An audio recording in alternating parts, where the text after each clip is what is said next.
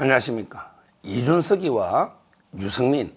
옛날에 치면 이제 옛날에는 뭐 부모 자식 같은 인턴을 했으니까 유승민 의원실에서 지금은 이제 완전히 갈라서 있는데 두 사람이 이제 연속으로 방송에 나와서 한동훈 위원장이 돼서 이제 말도 안 되는 황당무계한 이제 공격을 퍼붓고 있습니다. 참 이게 너무 황당해서 제가 두 명을 엮어서 먼저 이제 이준석부터 보면요. 이준석이가 1일날 어제죠. 5월 1일이죠. 어제 근로자의 날 SBS 이제 라디오 김태현의 정치쇼에 나와서 한동훈 위원장에 대해서 이야기했습니다. 김태현은 이제 변호사인데요. 제 서울법대 후배입니다. 근데 한동훈하고 지금도 거의 소통이 되는 몇 안 되는 사람 중에 하나죠. 뭐 고등학교는 이게 다른데 근데 대학 1학년 때부터 아주 친하게 지냈다 하더라고요. 한동훈하고 김태현 변호사가. 그래서 이제 김태현 변호사 통해서 한동훈 위원장의 소식도 한 번씩 듣고 하는데 김태현 변호사 진행하는 이제 라디오 쇼에 이준석이가 나온 거죠. 원래는 이제 이준석이도 뭐 김태현 변호사하고 좀 친했습니다. 옛날에. 근데 이때 이준석이가 나와서 뭘 했냐. 한동훈 위원장이 전당대회에 놓을까 안 놓을까 이렇게 이제 질문이 되니까 이준석이가 뭘 했냐. 한동훈은 말과 글로 승부 본 적이 없기 때문에 국민의힘의 전당대회에 못 나온다. 이렇게 이야기합니다.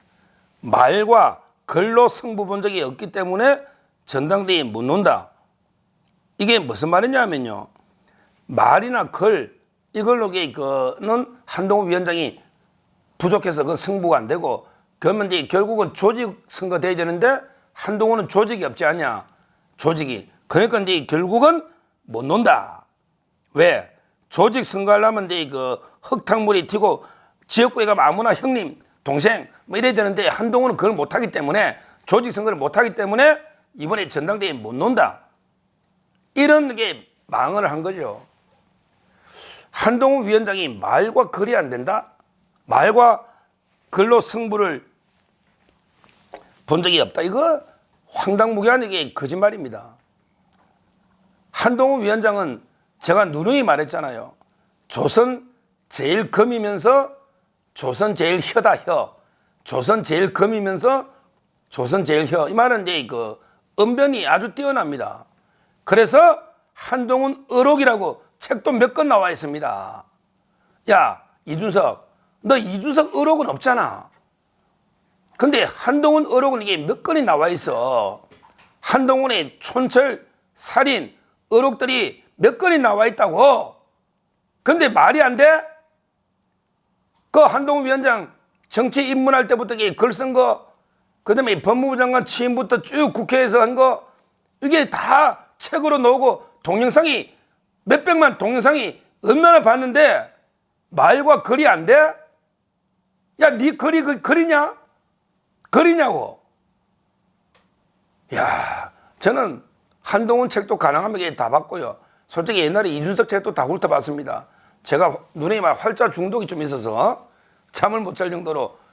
그러다 보니 그게 그냥 책을 이렇게 뭐 틈만 하면 이렇게 훑어보는 거죠. 이것도 병은 병인데. 근데 이준석이 이게 솔직히 그게 책입니까? 보수 대석이 아무 책, 이거는 어디 수준을 책 읽은 거는 만화 삼국지 정도요. 만화 삼국지 정도. 그리고 이게 거의 정치를 컴퓨터 게임하듯이 대충 해놨기 때문에 이건 아무것도 아니에요. 제가 보기에 이준석 따라다니는 추종자들요. 제대로 이게 공부하거나 인문학적 소양이나 이런 사람 없습니다, 별로.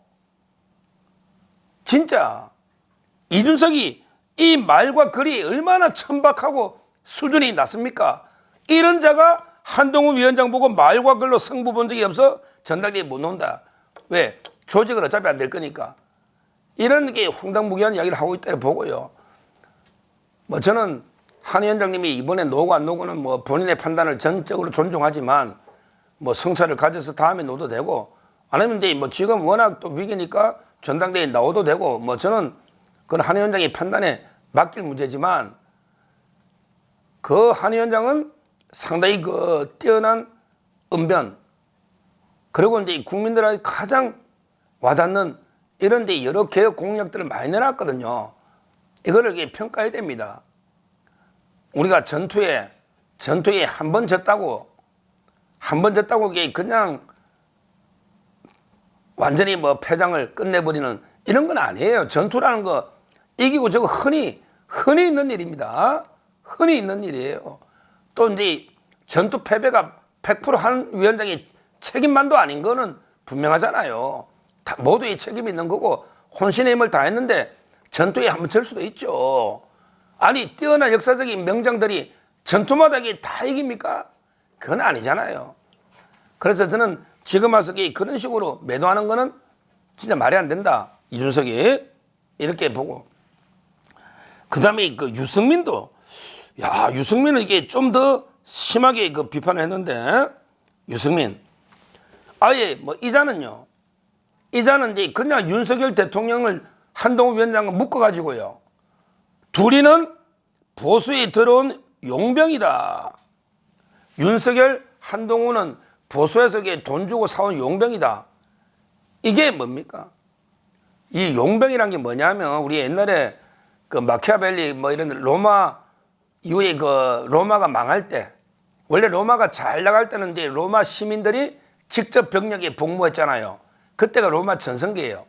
한때 전성기에는 그 60만 대군까지 유지했습니다. 근데 로마가 이제 말기에 가면요, 전부 병력을 돈을 주고 뭐 게르만족이나 돈을 주고 용병을 사는 거죠. 그 로마가 서로마 제국이 망한 게 그 게르만족의 그 용병 오도아케르 용병 대장한테 망했거든요. 서로마가. 동로마는 이제 1000년을 더 갔고요. 근데 우리가 보수해서 돈 주고 사온 용병이다, 싸우라고. 이거는 이게 진짜 망언 쪽에 저는 망언이라 봅니다. 아니 유승민 무슨 이게 윤석열 대통령이 한동훈한테 무슨 돈을 주고 용병으로 고용했냐고.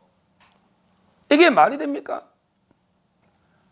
실제 그때 우리 보수가 박근혜 대통령 탄핵당하고 진짜 괴멸 위기에 몰려가지고 변변하게 우리 후보도 없어서, 그래서 이제 우리 후보로 자유파 보수의 후보로 윤석열 대통령 모시고 온 거 아닙니까?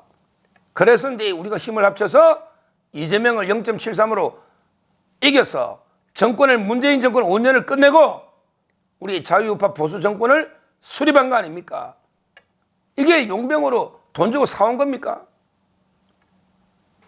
진짜 인식이 아주 잘못됐고요. 이 유승민 이자가 이게 과연 보수입니까?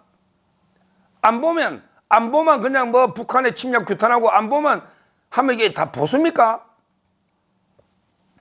이 사람의 경제 공약이나 정책이 과연 이게 자유시장 경제에 입각한 정통 보수입니까?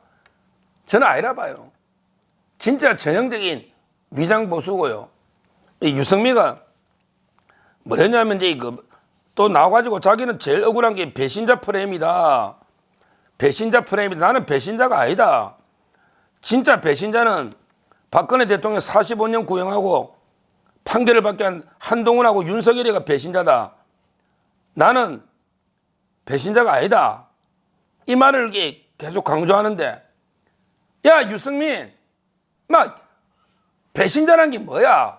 이 또 개념을 자꾸 정치에서 자꾸 단어를 혼란을 주는데, 공자님이 뭐랬어? 정치는 정명, 이름을 바로잡아야 돼. 배신자라는 이름을 한번 보자고. 이름을 정확하게 바로잡는 게 정치의 기본이야. 배신자라는 건 뭐냐? 은혜를 듬뿍 입고서도 그 사람 뒤에서 칼을 찌르는, 이게 배신자야. 자, 윤석열 대통령, 한동훈 위원장이 박근혜 대통령 수사하고 첩 구형한 거 맞아. 근데 배신자라는 건 아니잖아. 박근혜 대통령이 뭐 한동훈한테 뭘 해주냐? 윤 대통령한테 뭘 해준 건 아니잖아. 그냥 그때는 검찰로서 맡은 바 임무에 그 특검의 일부 수사관이었지, 윤석열은. 그러니까 이제 박영수 특검이 있고, 그래서 이게 구형한 걸 가지고 뭐 박근혜 대통령한테 엄청난 은혜를 입었는데 뒤에서 배신자가 칼을 찔는, 이건 아니잖아. 수사는 검사로서, 직무로서, 공무원으로서 한 건데, 지금 와서는 이게 다 화해했잖아. 근데 너 어떻게 해? 야, 네가 배신자인 게 너 어떻게 국회의원 입문했냐고. 그때 처음에 입문할 때 박 대통령이 그 대구 동구까지 몇 번 내려가지고 우리 유승민 당선시켜달라고 그렇게 박근혜 대통령이 네 초선 때부터 어떻게 했느냐고. 누구 때문에 배치달았냐고. 너 누구 때문에 배치달았냐. 박근혜 대통령 없으면 너 국회의원 되느냐. 근데 그 뒤에 말도 안 되는 게 고집 피우다고 계속 싸우다가 뭐 정신없는 복지는 없다 저쩌고 싸우다가 결국에 나중에 탄핵할 때 네가 제일 앞장서가지고 김무성하고 네가 제일 앞장서가 박근혜 대통령 끌어내려 탄핵한 게 네 아니야. 네가 제일 은혜를 입고 뒤에서 제일 칼을 꼽았으니 네가 배신자지만 누가 배신자냐. 윤석열 한동훈이가 배신자냐고. 윤석열 한동훈을 갖다 박근혜 대통령이 배치 달아주냐? 박근혜 대통령이 총장 시켜주냐? 그게 말이 안 맞잖아. 배신자 용어에. 배신 받은 은혜를 완전히 뒤에서 칼 꼽는 걸로 받은 은혜를 저버리고 배은망덕하게 뒤에서 칼 꼽는 이게 배신 아니냐. 배신. 실은혜를 배반하는 거. 그 정도로 박 대통령이 너 그렇게 해줬으면 결초보원에서 은혜를 갚지는 못할 망정 뒤에서 그냥 탄핵의 제일 앞장선 그게 너 아니야. 배신자의 최고왕이지. 네가 왕 배신자지. 이자가 이게 계속 엉뚱한 사람을 배신자라 하면서 자기는 배신자가 아니라고 계속 주장하면서 뭐 이번에 마치 당대표 뭐 선거에 뭐 당원 투표에 뭐 민심을 왜 여론 반영하면 또 좌파들이 역선택할 수 있거든요. 예를 들어 이제 당원 투표 70%에 민심을 30% 예찬하면 말은 좋은데 근데 그 민심이 좌파 민심이 들어오면 또 이게 내가 한번 해볼 만하지 않을까? 이래가지고 룰 바꿔가지고 한번 넣어볼까? 이렇게 좀 군불대면서 그 폼 잡고 있는데 유승민 어제 그 너 대선 여론조사 봤잖아. 아무도 없었는데 끝났어. 조금 더 유승민 지지하는 세력도 전부 이준석한테 가 있잖아. 이준석한테. 이제는 이게 완전히 끝났다. 따라서 제가 어제도 정기 은퇴해라 이렇게 말했고요. 지금 오늘 보십시오. 이 유승민과 이준석이가 막 날마다 방송 넣어가지고 자기들에게 박근혜 대통령 배신한 게 아니라고 궤변을 늘어놓고 오히려 윤석열 한동훈이가 배신자다 이러고 있고 그 다음에 뭐 이준석이나 한동훈은 말과 거리 안 돼가지고 아예 전당대회에 못 논다는 이런 망언을 하고 있고 이렇게 떠들고 있습니다. 떠들고 있어요. 우리는 누가 진짜 박근혜 대통령에 대해서 누가 배신자인지 분명하게 봐야 됩니다. 누가 말해도 배신자는 유승민, 이준석 이 자들이 배신자다 이래 보이고요. 그 다음에 윤 대통령과 한 위원장은요. 우리 그 좌파 정권을 끝장내고 우리 자유우파 정권을 세운 이런 그 훌륭한 우리 자유우파의 어떻게 보면 구세주죠. 그때 힘들 때 와서 정권을 우리가 같이 탈취했지 않습니까? 끝까지 윤 대통령과 한 위원장이 한 몸이 돼가지고요.